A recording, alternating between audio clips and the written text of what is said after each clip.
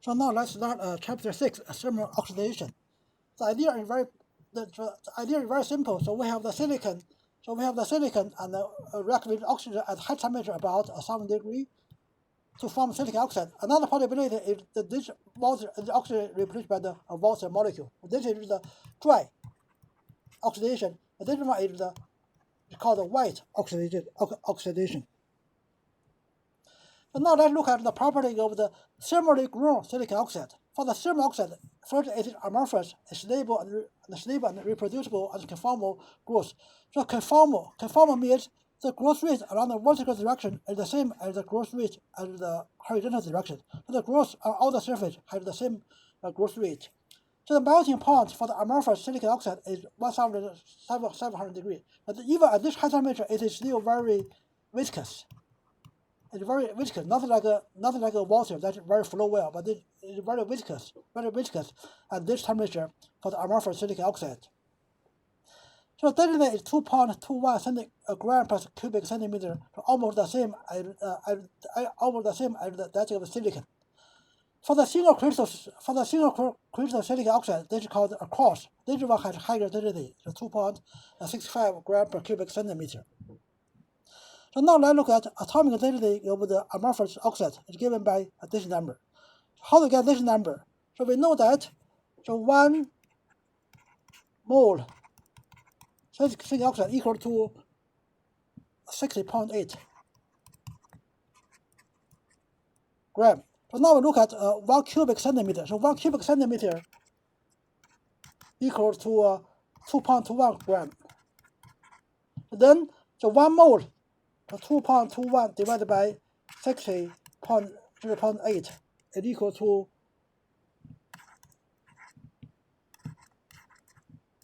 this many mole. So 1 cubic centimeter equal to this many mole. So then we times our gradual number. Then you get this number. So this number times this number, so you get this number. So the index n equal to 1.46. A Dirichlet constant equal to epsilon equals 3.9. Normally we know that n equals to, for the non-magnetic, for the normal material, n equals epsilon square root of epsilon. So you can, but for this case, you can see the threshold square root not equal to 1.46. Why this is not right? So this is because this index here is for the visible light. Visible light, we know the frequency is 10 to the power 14 Hz. This is for the visible light. But for this one, this is for the DC. So it's different. This is for the DC, and this is for the very, very 10 to the power 14 Hz. So amorphous silicon oxide has very excellent insulator. So we have the resistivity 10 to the power 20 ohm centimeter. For the silicon, so normally moderately doped silicon has 1 ohm centimeter. For the metal, like a gold, it's 10 to minus 6 ohm centimeter. So this one is 10 to the power 20 ohm centimeter. And a breakdown voltage is 10 to the power 7 volt per centimeter equal to 1 volt per nanometer. This is the breakdown voltage.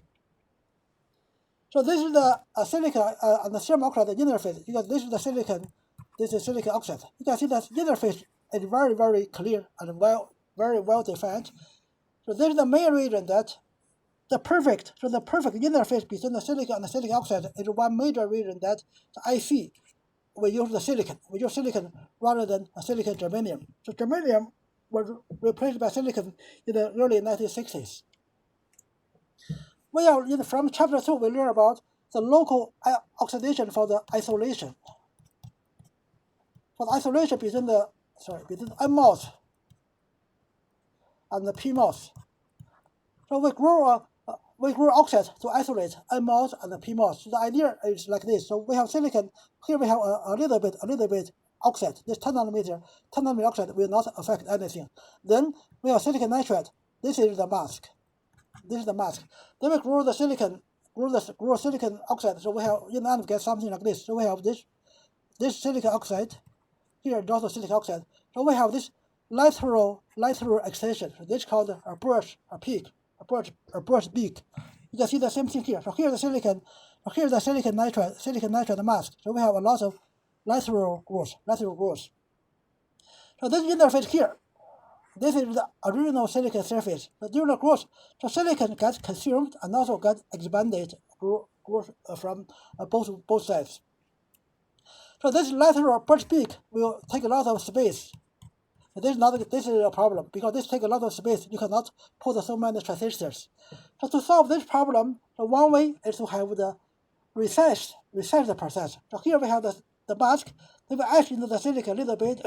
Then we grow the silicon oxide. This way, the lateral growth will not be too much. A better way is to etch deeper.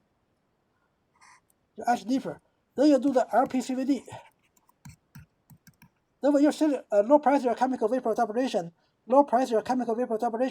to deposit some silicon oxide to fill this area with the deposited silicon oxide rather than a thermal oxide. This way there will be no lateral growth. So you just fill in the oxide, no lateral extension.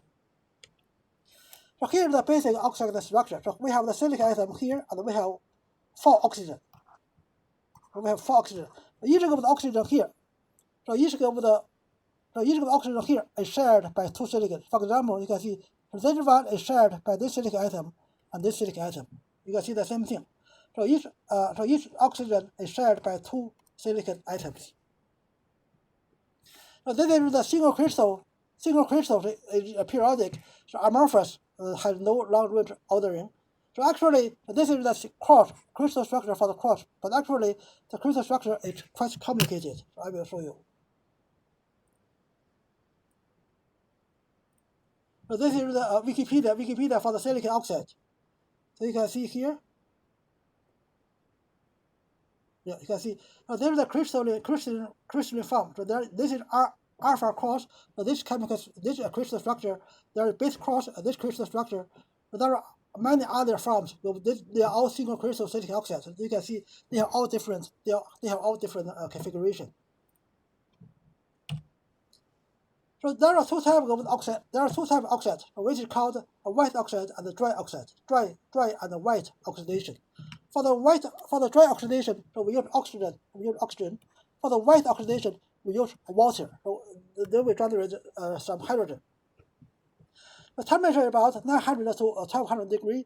So white oxidation is about 10 times faster than the dry oxidation. So we will see this later on. So the dry oxide, because it's slower growth, usually it's good for the thin oxide, very thin oxide. This is better film quality than the white oxide. So white oxide gives 10 times faster, so you can grow up to a few micrometer thickness. But this is still a good insulator. It's better than CVD oxide. So the white oxide is still much better than the low pressure chemical vapor deposition CVD or PCVD. A plasma enhanced chemical vapor deposition. So the white is still better than other deposited oxide. But this is good for the thick oxides, for example, like for the fused oxide or the masking purpose. At the room temperature, the silicon in the air also creates a native oxide, but this one is normally 1 to 2 nanometer. So if we remove silicon oxide by HF at the room temperature, so after about maybe 1 hour, out of 1 hour in the air, it will grow 1 or 2 nanometer. But this one has a poor insulator, but this can impede surface process of the silicon. So when the silicon is oxidized, the volume expands by 2.2 times. So here you can see here. So this is the original surface here. So when the silicon got oxidized, so 0.46 oxide, this is oxide thickness is below the original surface, and 0.54 is above the original surface. So here you can see this number here, 0.46 is this number here, 0.46. This is the volume of the silicon over the volume of the silicon oxide. So here we can calculate. So we want to know the thickness of silicon and the thickness of the silicon oxide when during this process. So the molar volume ratio between the silicon and the silicon oxide, because 1 mole silicon will give 1 mole silicon oxide. So we can get the volume for 1 mole of silicon and 1 mole of silicon oxide. For 1 mole of silicon, the volume is given by molecular weight. So 1 mole is 28.9 grams. the density is 2.33 gram per cubic centimeter. So this is the volume for 1 mole. The same thing for the silicon oxide. Then we get this number, 1.46. So the reverse, 1 over 1.46 give you this number. So this is the volume expansion. For example, if I ask you, if we have a silicon cylinder, so when this one is oxidized, so how big, when it becomes a silicon oxide, how big is the diameter or is the radius? So you can use this one, the volume expansion. You can see pi r squared equal to 2.2 times pi r prime squared, something like this. This for the cylinder. You can do the same thing for the hose. If this is the silicon, you can calculate how much oxide grow you can fill in. You can have all filled with the silicon oxide. So you just need to use this volume expansion 2.2. But for the case of the 1D growth along the z direction, this volume expansion is the same as the thickness expansion. So now we look at manufacturing method. So we use the furnace. This is the same thing as the LPCVD. So normally, for this one, for example, we have the furnace can do different things. This may be oxidation. This may be LPCVD, silicon, polysilicon. This one may be LPCVD, silicon nitride, or maybe a silicon oxide.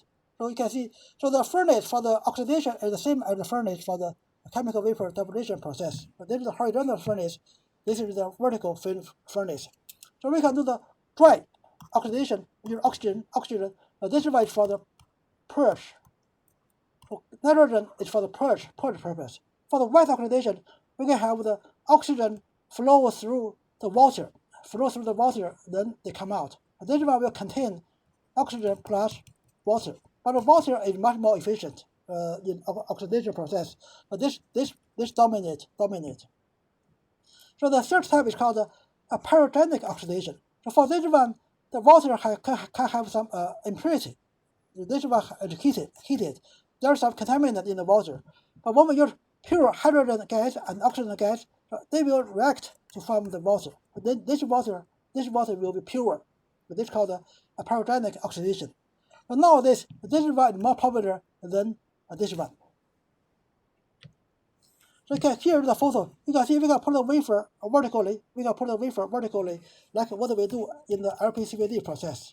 But this is more efficient. We can grow the oxide on like 100 wafers per run. So why we can do this? Because normally the oxidation is done at 1 atmosphere pressure. You know, when we have 1 atmosphere pressure, there's very high pressure. So the gas transport, mass transfer, is much faster than chemical reaction. It's much faster than chemical reaction. So the growth rate is limited by the chemical reaction. So as long as we have the chemical reaction, it depends on the temperature. So as long as we have uniform temperature along all the wafers, then we got the same growth rate. That's why we can put the so many wafers, and we use this one, the hot wall. So we use the resistant heating to heat the many wafers at the same time. Now let's look at the measurement tools. So first one is called a deck tag. So deck tag, we use the stylus scan along the surface to give something like this. Then you know, this way you can know the height, how many nanometers. So the accuracy for this one is about 1 nanometer. So it's pretty accurate, 1 nanometer accuracy. So now, how to make the step? How to make the steps for the measurement? So we can use hydrofluoric acid. We can use HF to make the step. For instance, if this is silicon oxide, and this silicon, what you can do? You paste. So you paste some photoresist. Then you use HF to add away the silicon oxide. Then you remove the photoresist. This way you get a step here. So once you have the step, you can use the deck tag to measure the thickness of the silicon oxide. So the second way, we just look at the color. So you know that when the light comes to the thin film, there will be multiple reflection and transmissions. So you can do many more. reflection and transmissions. Then I will look at here. I will add here. You can see a certain color. This color can be calculated. This one is complicated. So when this phi is not equal to 0, so which direction give you the color is complicated. But when you have the phi equal to 0, you have something like this. So silicon oxide, here silicon.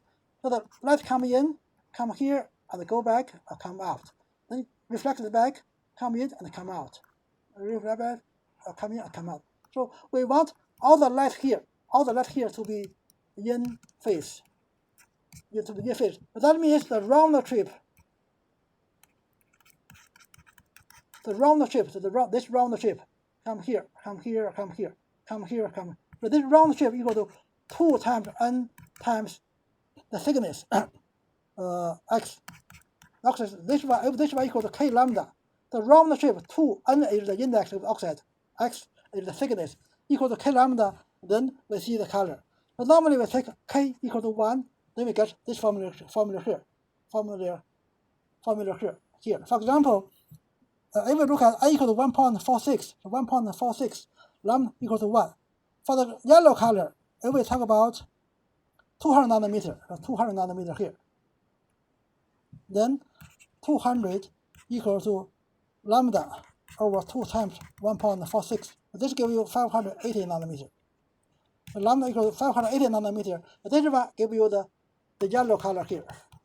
Yellow color. So by looking at the color, you can tell roughly what is the thickness. But this one is not unique. For example, this one is yellow color, but this one is also yellow color. So our eye can tell the color difference between 10 nanometer thickness difference, between two films having 10 nanometer thickness difference. A more accurate way is use the ellipsometry. I think maybe you have learned about ellipsometry. This is the optical method. So we have the light source, and we have the filter, we have the polarizer. So after this polarizer, we get a linear polarizer of the light. So we get linear polarizer of the light. Then we have this one called a quarter wave plate. This quarter wave plate. After a quarter wave plate, this linear polarizer of the light will become circularly polarized. Of the light. Then a sign on the wafer then gets reflected. And this one is the analyzer. This is analyzer is also a polarizer, but this one is the rotate. You can rotate the polarizer. This way you can find out what is the which angle. So you do the rotation, you know which angle give you the maximum and the minimum. Which angle when you do the rotation, you know which angle give you the maximum and the minimum light intensity. So from those two angles, you can calculate what is the thickness. You do some curve fitting to get the thickness and also get the refractive index n. You can get those numbers.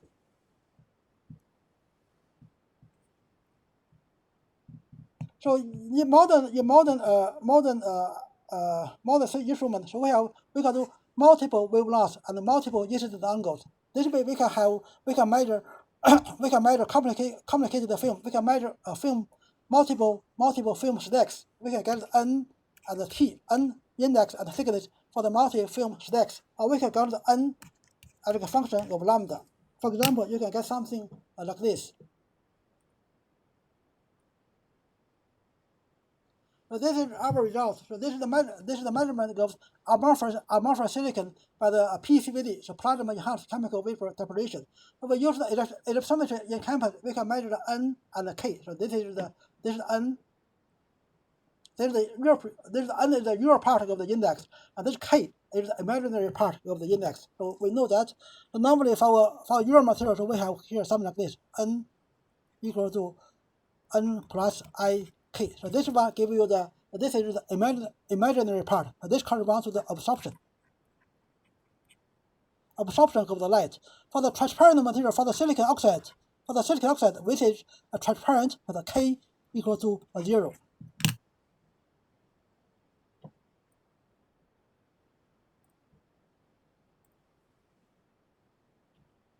So now let's look at the model for the growth of the oxide. It's called a dual groove model. It is also called a linear parabolic model. But this one is developed by the Dio and the group in the I think in the 1968, something like that, near 1968. So the Dio groove is called the Dio groove model. So this is the groove, this is the Andrew groove. So here is the time magnetism month of the year for the 1997. So he worked for the Fairchild semiconductor. If you remember from chapter 1, so Fairchild is the Fairchild is the kind of the founder of the Silicon Valley. So all the big names for the Silicon Valley companies come from the Fairchild. So this group, Andrew Groove, so he is the fourth employee at the Intel. He became the president in 1979 and the CEO in 1987 and the chairman in 1997. So you can see, so he led Intel for more than 20 years. But during his leadership, so Intel had big growth from the memory chip company into the world dominant producer of the microprocessors. But during his tenure as the CEO, there is 45 times growth for the Intel, so making it the world's most valuable company. But today we know this is no longer the case. So here, the Intel shifted from memory chip to the processor because the Japanese in the 1980s. So the Japanese company, they make much better memory chip, but Intel has cannot compete with the Japanese company, so they shifted to the microprocessors. So later on, there is the war, not a war, actually, it's a trade war. But there is a trade war between the Japan and the American, between Japan and the US. So that the Japan cannot win against the US. So the Japanese company they get kind of destroyed by the trade war. So this American company they grew very fast. So here is the 20 years. So because he had been the president, he had been a leader for so many years. So he can propose something for the long term. But nowadays we know that the Intel is about half TSMC. The market value for the Intel is about half of TSMC. There is the Taiwan Semiconductor Manufacturing Corporation. But this is the biggest foundry in the world. Like in the iPhone, Qualcomm, everybody they go to TSMC to make their chips. So one reason is that for Groove, so he is the technical, so he has the technical background, so he can he pay more attention to the technology. But later on, the CEO for the Intel, they are more maybe economics, business, those kind of background. So they want to have some short-term faster growth, but they do not. They are not so good for the long-term growth of the company because this is the nature. For the people from technology background, they pay more attention to the technology itself. So this is called a linear parabolic model is for the 1D oxide growth along that direction from unpatterned wafer surface. But this one is good for this temperature range, a pretty high pressure, 0.1 to 25 atmosphere pressure, and for the thickness, 20 to 2 micrometer thickness. So the first question, so does oxygen get into the silicon, get in or silicon get out for the reaction? But there are two possibilities. The one possibility is oxygen get through this silicon oxide. We have chemical reaction here. Another possibility is the silicon diffuse out. We have the chemical reaction here. So this one we use the radioactive tracer. It was found that oxidation proceeds by inward movement of oxygen molecules through this silicon oxide to the silicon oxide interface. That means this is the case. Oxygen diffuse from the atmosphere through this oxide come here for the reaction. So this is different from the copper. So for the copper oxidation is the copper move out. If this is the copper oxide, then the copper move out. So we have the chemical reaction here. The same thing for the anodic oxidation. This is the electrochemical oxidation of silicon. This is also the silicon moves upward.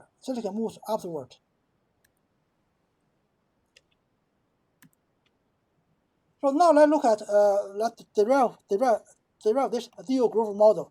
So here we talk about the flux. So flux is the number per square centimeter per second. Number per square centimeter per second. So here, C is the oxidant concentration number per cubic centimeter.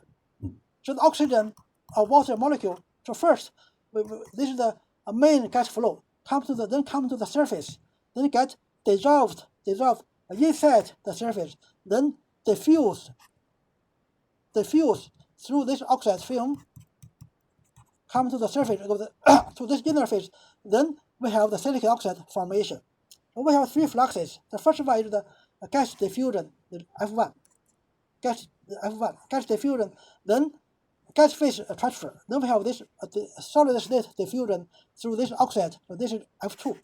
Then we have the chemical reaction. This is the F3. So in the steady state, so the three fluxes should be the same. And now we look at the flux one-to-one. First one from here to here, the transfer from here to here.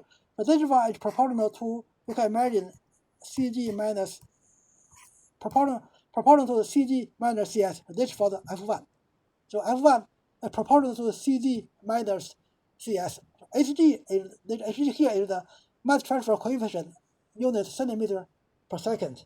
We know that for the ideal gas, the PV equal to nKT, so also equal to nRT. So this is the mole. How many mole? This is N is the atom number. This is Boltzmann constant. This R equal to 8.31. So from here we know that C is given by definition N over V, number concentration equal to P over KT. So this way we convert the concentration to the pressure. So the pressure we know is easier to measure. So this is what happened on the surface here, outside. And now we want to know inside. This what is O? So this one is given by this called the Henry's law. Henry's law says that so the concentration of the gas species dissolved in a solid is proportional to the partial pressure of that species at the solid surface. So C0 equals HPS. H is the Henry's constant. So this is different for different materials. Then we rewrite this one. So F1 equal to Cg minus Cs. Cs given by Ps over Kt. So equal to Cg minus Co over H. So Ps here is C over H. Then Co over H over Kt. So now we define H is given by Hg over Hkt. So then this is what we also define this one. C star equal to Hkt Cg Hpt. But that means so Cg here. So from here you know the Cd equal to C star divided by Hkt. So Cg is this by C star over Hkt. This by the C0 over Hkt. And then you put the Hkt here. You put Hkt here below Hg. This is given by H. So in the end you get this formula here. But this is the easier way to have the formula. So now let's look at the second term, diffusion. The diffusion is driven by the concentration gradient.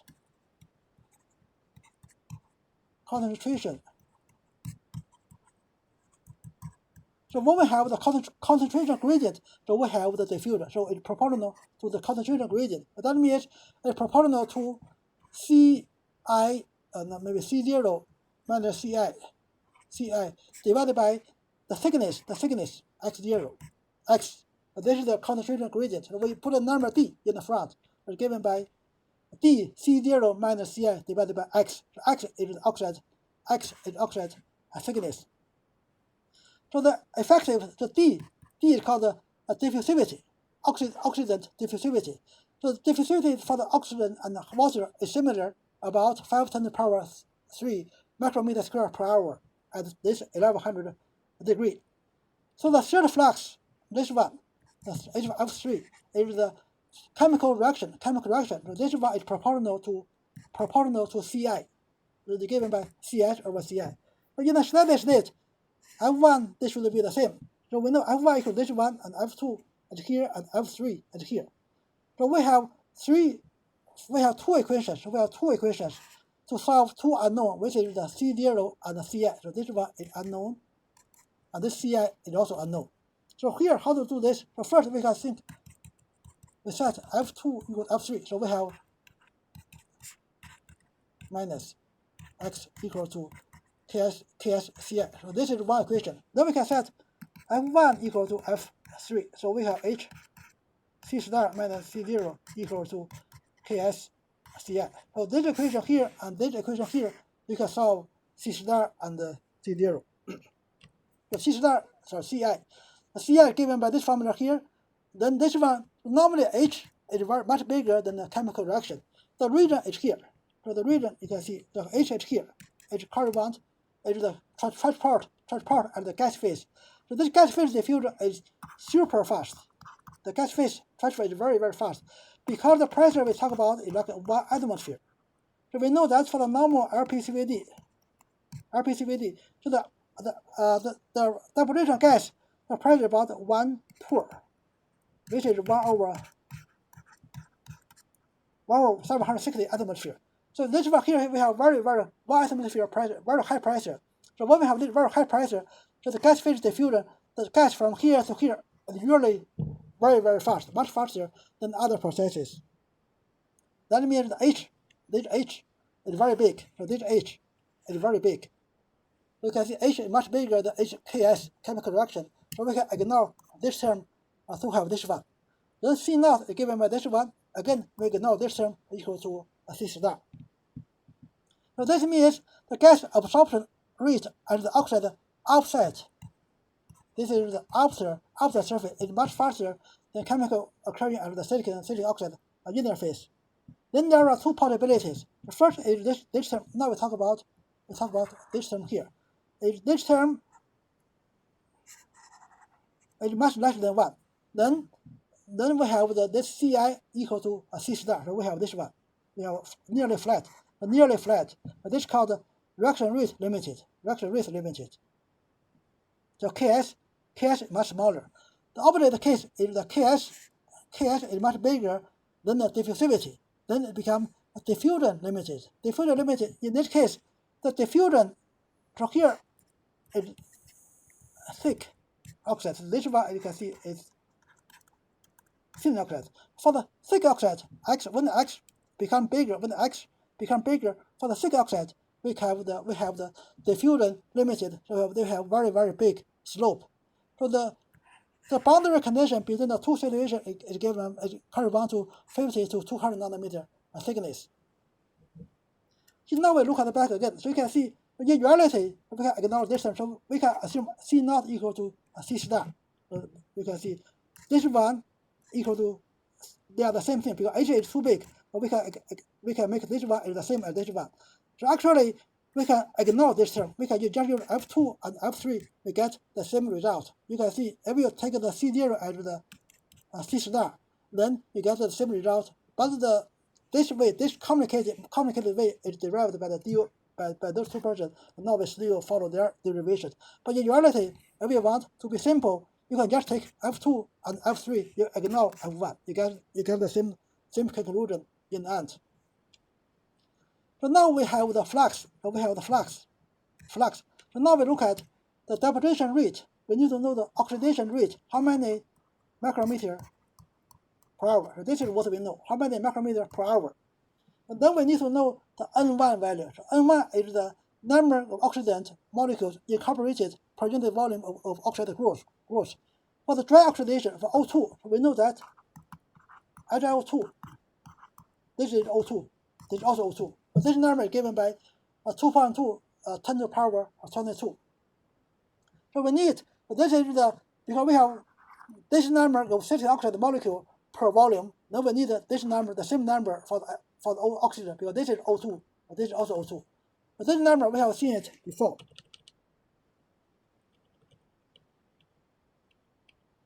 So this number here, 2.2 10 to the power of 22. So we have derived this one.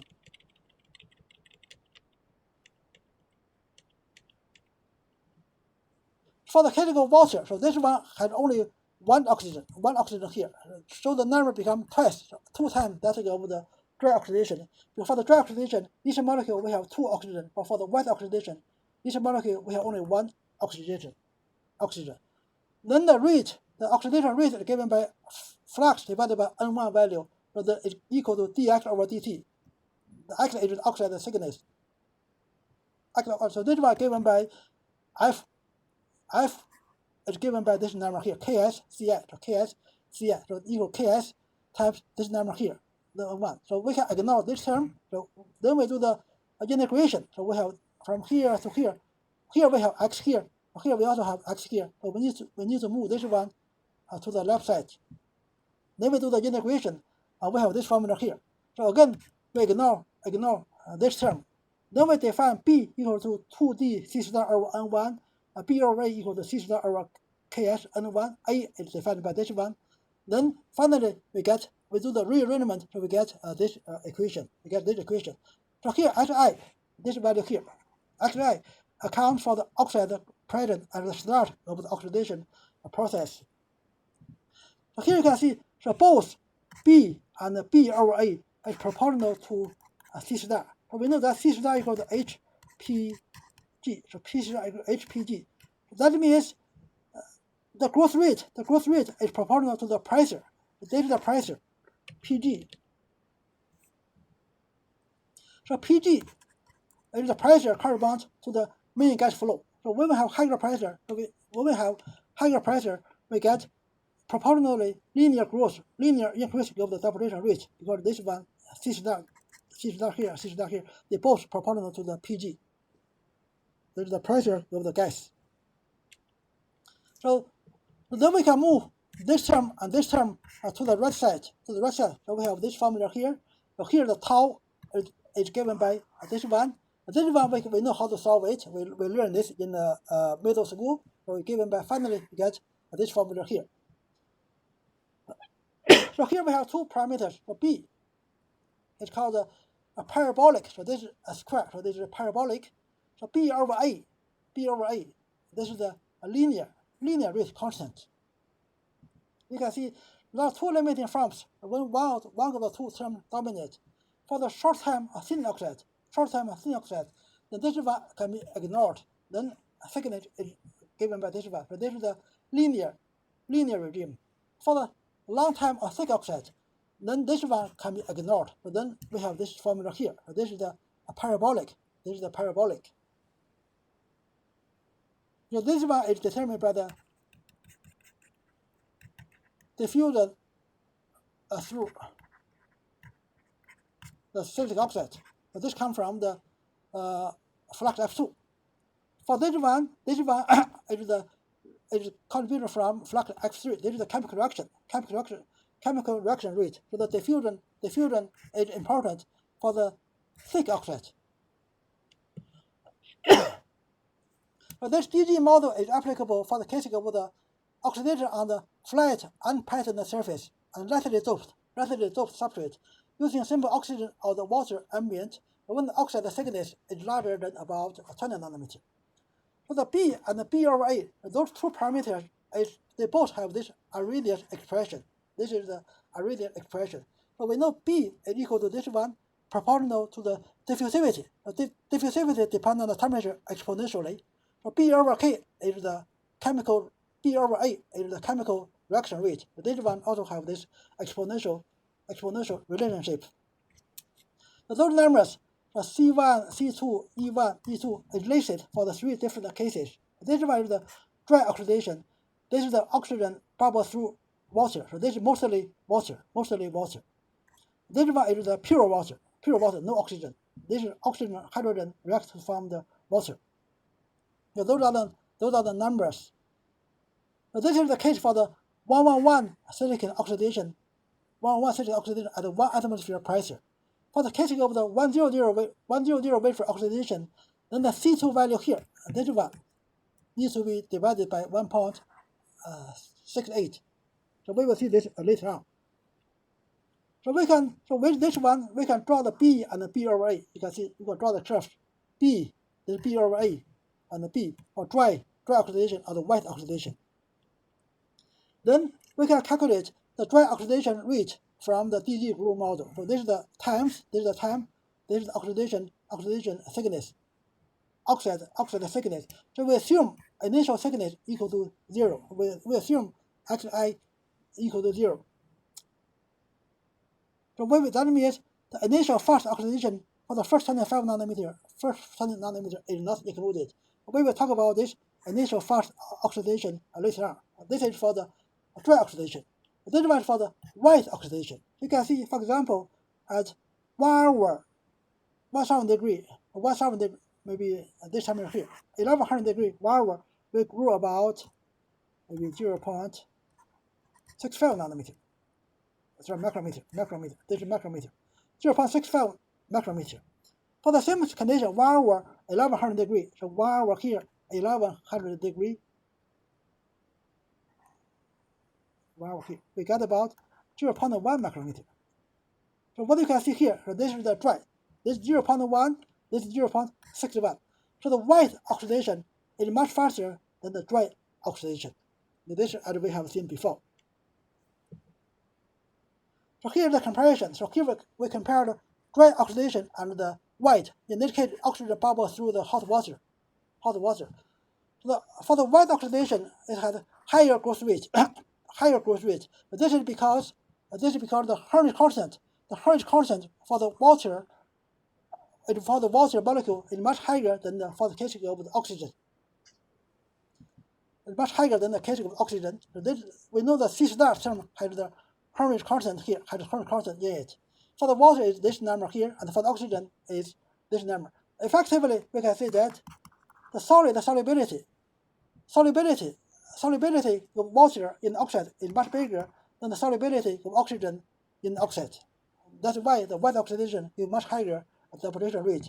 So the disadvantage, the wet oxidation, the film is less dense, with more open structures because of the after diffusion of the generated hydrogen along the path, along the oxide.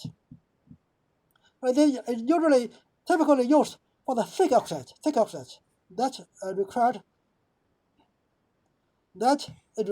will not be subjected to any significant electrical stress that may lead to the electrical breakdown. The dry oxidation gives slower, higher quality film than the wet oxidation used for the gate oxide. But again, as I mentioned previously, the wet oxidation is still much better than CVD oxide. It's much better than the chemical vapor deposition oxide. Now, I want to show an example for the calculation for the prediction of oxidation rate, oxide thickness for the different conditions. So here we have 100 silicon wafer has 2,000 angstrom oxide on its surface. The first question is how long it takes to grow this oxide at 1100 degree in dry oxidation. So here we look at this one, 1100 degree dry oxidation. So we have 200 nanometer, 0.2. So this is the time is given by here. So this is how many hours? So 1 hour, 2 hours. Here is 2.8 hours. And second part, the wafer is put back in the furnace in the wet oxygen at 1000 degree. How long will it take to grow additional 3000 angstrom oxides? So the total thickness is 2000 plus 3000, so equal to 0.3 micrometer. 0.3 micrometer. So it is here. So the total thickness is 0.5. This is 0.2 or 0.3, so we have 0.5, so it's here. So 1, 2, 3, 4, 5, so we have here. And here we have this one, the 1000 degree white. So we have this curve here, 1000 degree white. So we have this point here. So total time, so we have this point here. So total time is here. So the total time is given by 1.5 hours. We need, so 1.5 hours to grow 500 nanometer, 0.5 micrometer oxide at this condition. But now we have already 200 nanometer. So to grow this first 0.2 micrometer, so we need the number here. This one is 0.4. So 1, 2, 3, 4. That means we need 0.4 at this condition. We need 0.4 hour to grow 200 nanometer. Then we need 1.5 hour to grow this 500 nanometer. Then the time difference is from here to here. There is a time difference here. This is 1.5 minus 0.4 equal to 1.1 hour. So we need 1.1 hour to grow this additional 3,000 angstrom oxide. You can look more carefully later on. So now let's look at thin oxide growth dependent on the gas pressure. This one I will not talk about this. We know that the C star, HPG. So that means the growth rate B and BOA, both are proportional to the pressure. So the growth rate depend on the gas pressure linearly. So now we look at thin oxide growth. The DO-Groove model provides excellent agreement with the experimental data for the except for thin oxide growth. You can see here, but here is the oxidation growth. This one is the linear. It's linear. This is good. But here you can see at the very beginning, it's super fast. So we have very fast growth. Very fast growth at the very beginning. So to have this curve, so this is the ideal DD-Groove model. So DD-Groove model we have the ideal linear case. But in reality, we find something like this. So to have this curve, we need to assume we're using the DD equation for the thin oxide growth. Thin oxide growth in oxygen on bare silicon wafer. So we need to assume there is already 25 nanometer. You can see here it's not actually like I would say 22 nanometer. A little bit 22 nanometer oxide at the very beginning. Or we can assume the tau is not equal to 0 at the beginning. So you can see if we look at here, we have very fast growth here. So we need to assume xi equal to 25 nanometer. Then we can use the DO-Groove model. So this is the initial growth, then this is the linear growth, and then it's parabolic growth. So here why you see the time is really long, it's hundreds of hours. So this is very long time because the temperature here is only 700 degrees. So normally we do it at 900 degrees or maybe even higher. But when we have this temperature, the time here will become very short. But here we want to show this linear, when you want to show the linear slow growth regime, that's why we use this low temperature as an example. That's why you see a very long time. It looks like very big. It looks like a very big difference, but actually you can see it's only 20 nanometer difference, so not a big problem. But there are a few reasons for the explanation. So here again, this one is 680 degrees, it's linear, but we have a very fast growth. We have to assume we have 22 nanometer at the very beginning. Here are the model to explain the excess growth of the thin oxidation. The first one, there is an electrical field exists around the oxide. Secondly, there is the microchannel in oxide that help in the movement of oxygen to the silicon surface. But this one we know is not true because at the very thin is the chemical reaction limited, not the diffusion limited. The third is the mismatch in the thermal expansion coefficient of oxide and silicon. This causes some stress. But none of these mechanisms again wide accepted. So you do not need to know what is the reason. You just need to know that we have very fast growth at the very beginning. Then the DG model will be good. So now let's look at a dependent on the crystal orientation. The oxidation rate is the KH term. Oxidation rate depends on the availability of the reaction site on the silicon substrate. So the oxidation on the 101 crystal plane occurs higher rate because there are higher number of surface atoms chemical bonds than the 100 plane. So we can look at here. So those are the different 110, 101, and 100. This is the area of the unit cell, silicon atom in the area, silicon bond area, bond available bond area. Then the N, this is the available chemical bond per area. So the N relative to 110 is given by those three numbers. And this is not, if you want to know the numbers here, you need to have know the arrangement of the silicon atom. So you need to look at you need to have a model like this in order to get all the numbers.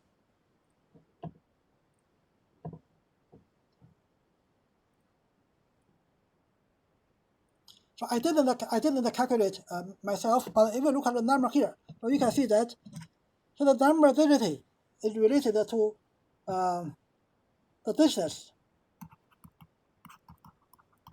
between lattice planes. This is given by, we know that a h squared plus k squared plus l squared. For the plane, for the HKL plane, so the distance between the two lattice planes is given by this formula. So the number here related to this one, but actually it's more complicated because we also need to count the bonds available. But anyway, I will not ask you to do this kind of derivation. You just need to know that the rate for different crystal orientations, they have different growth rates for the Ks term. The Ks is given by this one, so it is roughly proportional to the number of the available silica bonds for the reaction per unit area. As a result, so for the 111 direction, the B over A value, this is the linear growth. The B over A is 1.68. This number, as you see, is not different. If we look at here, so this number divided by this number is given by 1.735. It's a little bit different from the 1.68, but roughly it's close.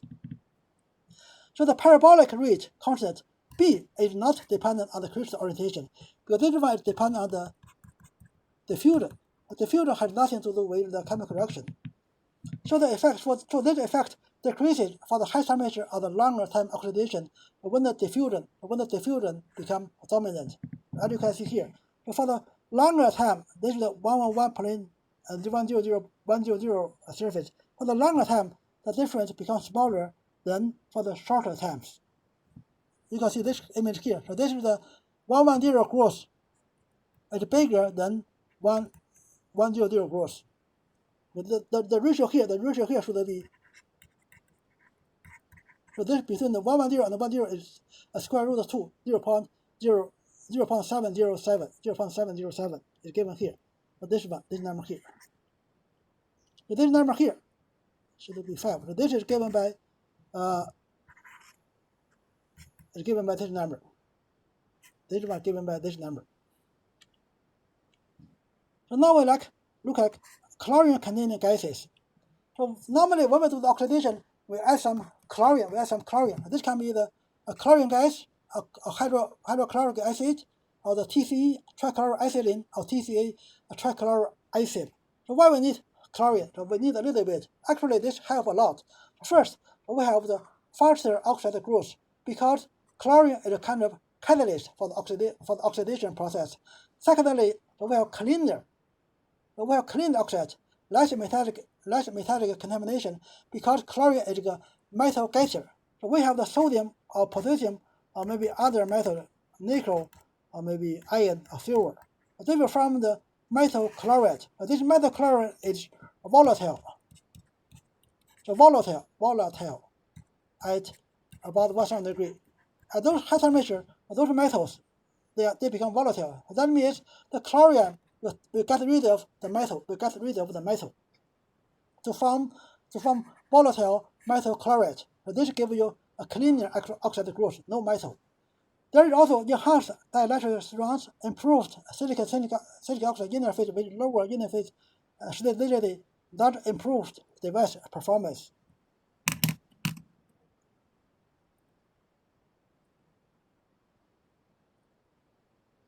Now let's look at two-dimensional growth, 2D oxidation.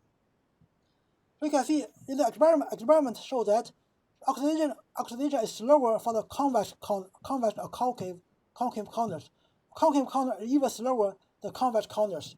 So the smaller the curvature radius is, the slower growth. So most here for the low temperature oxidation, and no effect for the high temperature like 1,200 degrees. So you can see here. So first, this one is the convex. This is the convex corner. This one is the concave one. You can see the thickness here, and the thickness here. They are both less than the thickness on the flat surface. So the concave and the convex, they have slower oxidation. The concave is even slower. You can see here. The concave is even slower here. So we got higher temperature here. So this is temperature here, 1,100 degrees. This is 950 degrees. So higher temperature, the growth, the difference becomes slower. The difference becomes slower. So this is because the the oxide can flow a little bit at this 1200 degree or 1100 degree. This is another example. So here, this is the SEM image. This is the drawing. So here we have the silicon here. The black color here is the oxide. So all the black color here is oxide. So here we have a lot of polysilicon. This is the polysilicon. This polysilicon is by the by RPCVD. The low chemical vapor, low pressure chemical vapor separation. It is for the SEM imaging only. So when we have this polysilicon, it's better and easier to show the boundary.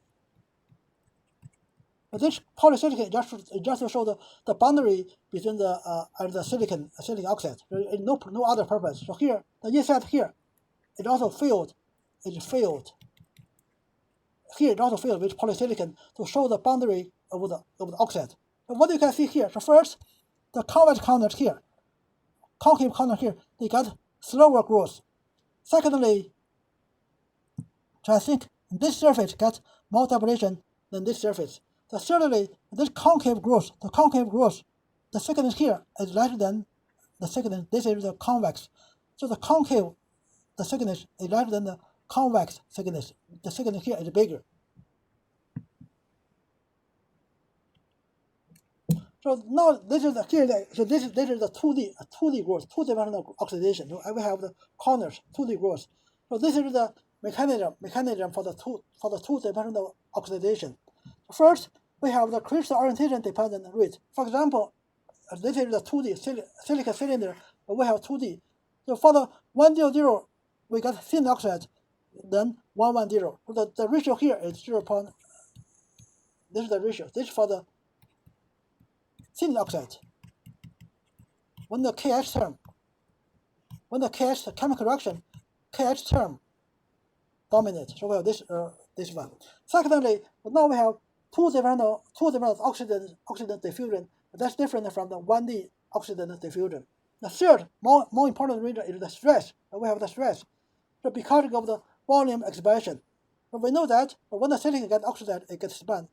As the oxide grows, the newly formed oxide pushes out the old oxide. So you can see, this is the newly formed oxide will push out the old oxide. The oxide will rearrange itself through the viscous flow. There will be a stress. So we have the stress. The growth becomes slower. So now we can make use of this. For example, if the cylinder this big, another one.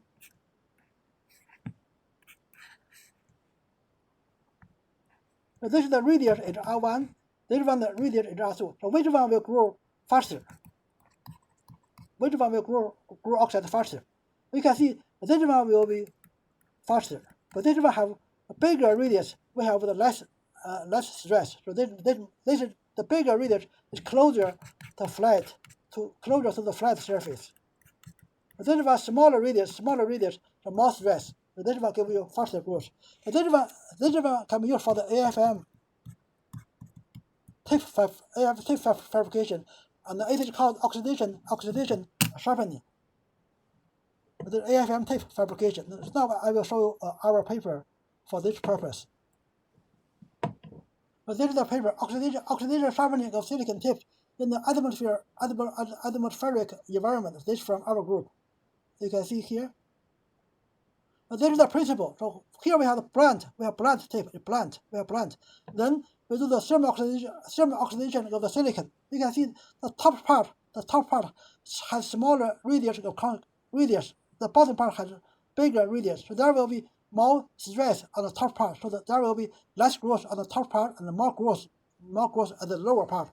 Then you use hydrofluoric acid to remove the silicon oxide to get this very, very sharp tape.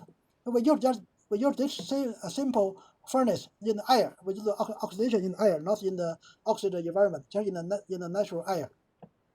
So that is the principle.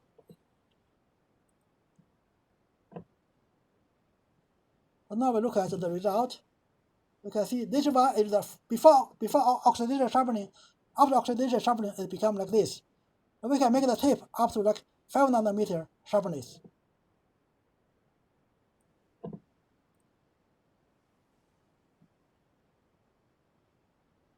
So the last slide is the dopant-dependent oxidation. So we know that it is found that the silicon dopant, they all tend to increase the oxidation rate when present in a substrate in high concentrations. The effect is particularly important at the lower temperature and for the thin oxide, and is more important for N+ doping than for the P+ doping. Here you can see it here. So here is the different dopant concentration. This 10 to the power 16, 10 to the power 20, and 10 to the power 20. So we have higher dopant concentration. You get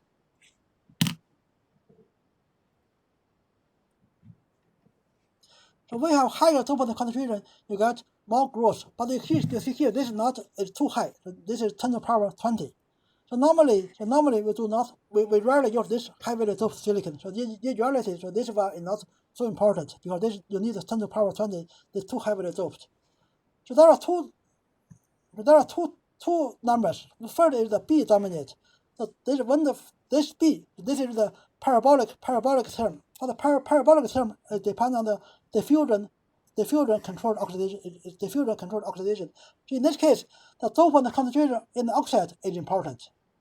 On the other case, when we have the linear growth rate, then B over A dominate. Then the dopant concentration at the silicon surface, this is important because the dopant concentration on the silicon surface determines the chemical reaction rate at the surface. For the case of this B term, so here I said that the boron will segregate into the oxide and it will weaken the silicon oxide bond structure. This will increase the oxidant diffusivity through the oxide. Okay, thank you.